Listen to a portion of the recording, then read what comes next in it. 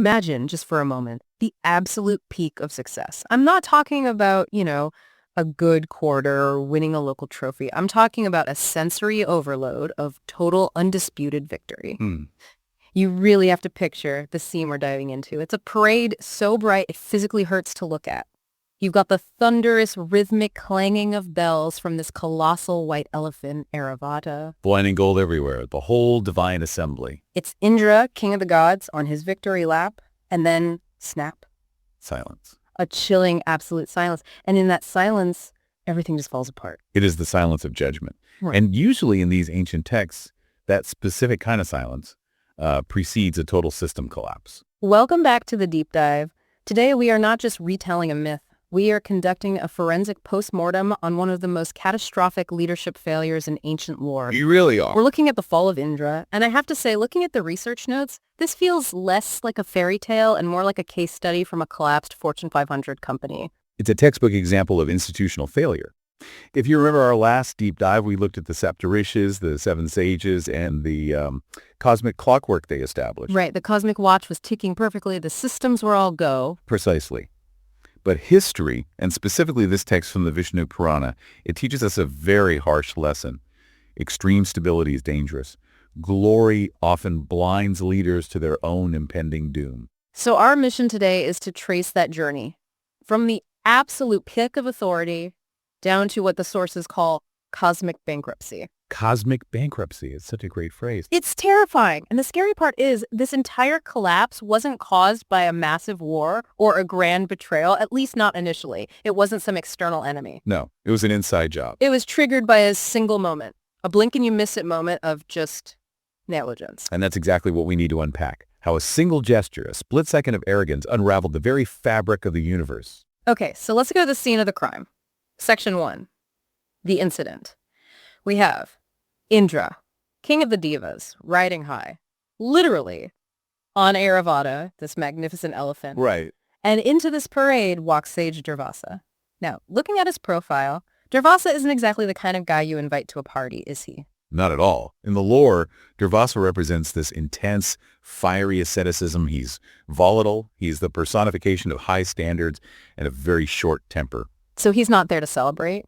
No, he's there to test Indra. He's like a walking stress test for the universe's leadership. And the text says he presents Indra with a garland, but this isn't just, a bouquet you pick up at the local market. No, and this is where translation so often loses the weight of the moment.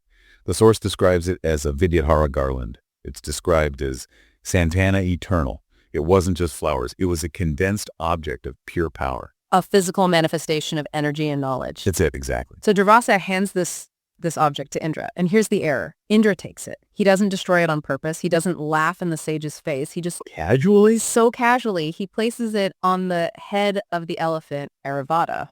And the elephant, being an animal, behaves like an animal. Maybe the scent is overwhelming. Maybe it's just in the way. It pulls the garland down with its trunk and tramples it right into the dust. And that's it. That's the trigger. To me, reading it, it looks like a clumsy accident. Oops, the elephant dropped the flowers. Why did Durvasa go nuclear? What was the big deal? You have to look at the symbolism of prasada. In this context, that garland wasn't a floral arrangement. It was the physical form of the sage's grace, their knowledge, their concentrated energy. So handing it to Indra was like... He was like handing him a battery pack of divine legitimacy. Yeah. He was essentially saying, here is the energy that sustains your throne. So it's like a founder handing the CEO the original patent for the company's core technology. Yeah. And the CEO just uses it as a coaster for his coffee because he's distracted. That is a perfect analogy. It wasn't the destruction of the flowers that mattered. It was the casual indifference, the arrogance. Indra put it on the elephant because he was drunk on his own hype. He thought, I am Indra. I am the source of the glory. He failed to recognize that his glory was borrowed. He thought he was the generator, but he was just the light bulb. And when you treat the power source with that kind of negligence, you get disconnected. Immediately. The verdict from the sage was instant. Indra has succumbed to the intoxication of power. That negligence led to spiritual bankruptcy. Which brings us right to the consequences. Section 2. The source calls it the Great Recession, but the text describes it as the withdrawal of Lakshmi. And I think most people hear Lakshmi and they think, goddess of wealth, gold coins, prosperity. And that's not wrong. But it is incomplete. The Vishnu Purana gives us a much deeper metaphysics of Sri, which is Lakshmi. It is not just cash flow. It's the underlying current of life itself. I was reading that section, and it really struck me. It lists what happens when she leaves, and it's not that the divas go broke. It says she represents vitality. Exactly. Vitality, color, enthusiasm, and splendor. When Indra's arrogance drove her away, she didn't just lock the treasury. She retreated into the ocean. And the description of the aftermath is chilling. It says the world became Shrihina. Shrihina, which means... without splendor. But it sounds like so much more than that. Oh, it is. The sources describe a gray world. The divas physically lost their inner shine, their tejas. They started to look aged, tired. But it went deeper. The text says food grains lost their nutrition. Wait, hold on. The food itself became less nutritious. That is what the text implies. The essence was gone. The shell remained, but the actual substance had just evaporated. Flowers lost their scent. Water wasn't refreshing anymore. That is disturbingly thorough. It sounds like a depression, but not an economic one, a psychological one, a spiritual one. It's metaphysical entropy. Imagine a society where everyone just stops caring. There's no drive, no spark, no color. It is a massive systemic burnout. It sounds incredibly modern, like a company or even a country losing its mojo. You have the buildings, the titles, the infrastructure's there, but the energy of the Sri is just gone. To people going through the motions, and that is the recession here. The life went out of the place, and when that vitality leaves, when that positive pressure just drops. As something else rushes in to fill the space. Exactly. Nature abhors a vacuum.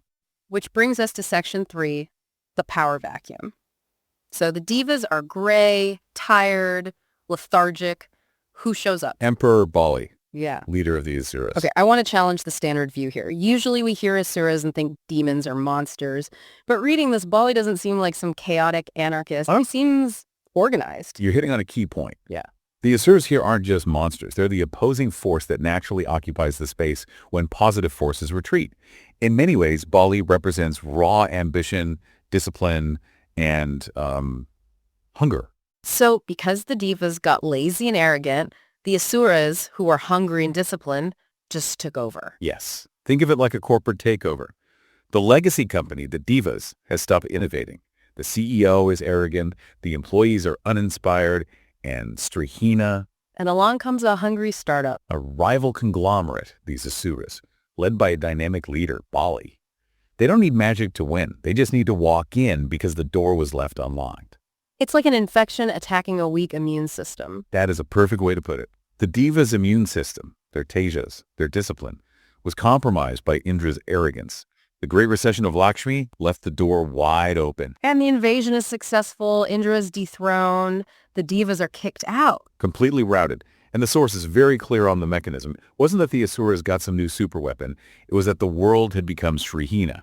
The inevitable result of arrogance is weakness. And the inevitable result of weakness is you get replaced. It's brutal logic. You stop respecting your power source. You lose the power. You get replaced. It's a cold cosmic equation. I want to pause the narrative here and pivot to what we call the mirror moment.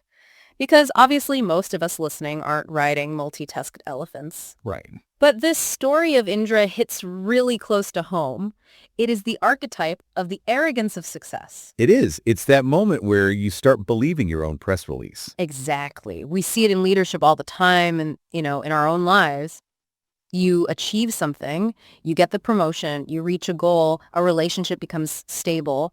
And what You happens? start taking things for granted. You stop doing the small things that got you there in the first place. The text mentions ignoring the support system. Yes. Indra ignored the garland, which represented the sages. In our lives, that garland might be the team that stays late to fix your mistakes. It might be the partner who manages the household so you can focus on your career. The mentors who gave you your first break. All of it. And the sin of negligence is an act of malice, is it? It's not that Indra hated Durvasa. No, and that's the danger. It's rarely malice. It's just passivity. You start treating those people or those core values like furniture. You just expect them to be there. And you might even metaphorically trample them, not because you want to hurt them, but just because you're looking at the horizon, drunk on your own victory parade. Too busy waving to the crowd to notice what you're stepping on. Precisely. And the warning from the Vishnu Purana is stark. Success without humility is a trap. Just as Indra lost his empire over a single garland, modern empires our careers, our relationships, can crumble when we insult our foundations. It makes you wonder, if you looked in the mirror right now, where are you being an Indra? That is the question. Is your foundation shaking? And if it is, it's probably not because of an external enemy yet. It's because there is some garland, some act of grace or support that you're stepping on. That's a heavy thought. But the story doesn't end there, with Indra in the ruins. He does try to fix it. But the fix is painful. It is. And this brings us to the crisis management section of our deep dive. So, Indra is a refugee. He's lost the throne. The world is gray. The Asuras are running the show. And he goes to the top of the chain of command. He goes to Lord Vishnu. Now, if this were a normal action movie, you'd expect Vishnu to just snap his fingers, blast the Asuras, and put Indra back on the throne. Right. Here's a super weapon. Go get him, champ. That's what we expect. But he doesn't do that. Mm-hmm. Vishnu gives him advice that is practically a lecture in realpolitik. He advises a strategic alliance. What strategic alliance? With who? With the enemy. With the Asuras. Wait, the guys who just kicked him out, the ones sitting in his palace right now. The very same. Vishnu tells Indra that because he's weak, because he lacks free, he cannot win a confrontation. He has no leverage. He has no juice. So to get that vitality back, To get the nectar of immortality and bring Lakshmi back, he has to churn the cosmic ocean. And that task is too big for one group. okay, we'll get to the ocean churning, but stick with the diplomacy. Why would the Asuras ever agree to this? They're winning. Because Vishnu tells Indra to offer them a share of the nectar, to appeal to their greed and ambition. It's a negotiation. You can't fight them, so you have to work with them. So he has to go to Emperor Bali, cap in hand, and say, hey, I know we're enemies, but do you want to work on this massive project so we can both get rich and live forever? Exactly. And think about the humility required for that. Indra has to go to the person who humiliated him and ask for help. It's the ultimate eat humble pie moment. It's humiliating. It is necessary. Vishnu is teaching a hard truth. When you lose your position through arrogance, the only way back is through labor and compromise. You have to swallow your pride. You can't just be the king anymore. Now you have to be a collaborator. It's a fascinating turn. It transforms the story from simple good versus evil into a complex lesson on diplomacy and survival. You have to work your way back to grace alongside people you might despise. So let's recap where we are. We started with the sensory overload of the parade, the bells, the gold. We saw that chilling silence when the garland was trampled. We watched the world turn gray as Lakshmi, the very essence of vitality, just packed her bags and left. We saw the inevitable power vacuum filled by the Asura. And finally, we see the broken king, Indra, receiving his new marching orders. Go make friends with your enemy. It sets the stage perfectly. The throne is empty, the divas are refugees, and this massive joint operation is about to begin. And this isn't just any operation. We're talking about the Samudra Manthan. They are going to use a mountain, Mount Mandara, as a churning rod. And the giant serpent, Vasuki, as the rope. Talk about high stakes. That sounds like an engineering nightmare. It is the ultimate gamble. They're churning the ocean to find the nectar of immortality. But before they get to the good stuff, they are going to unleash things they never, ever bargained for. That's the binge teaser right there. Next time, we're diving into the ocean churning. It's a battle between poison and nectar, and it is going to get messy. It's one of the most complex symbols in all of mythology. I can't wait to break that down. But before we sign off, we like to leave you with one final thought, something to chew on. We talked about that mirror moment. I want to go back to the garland.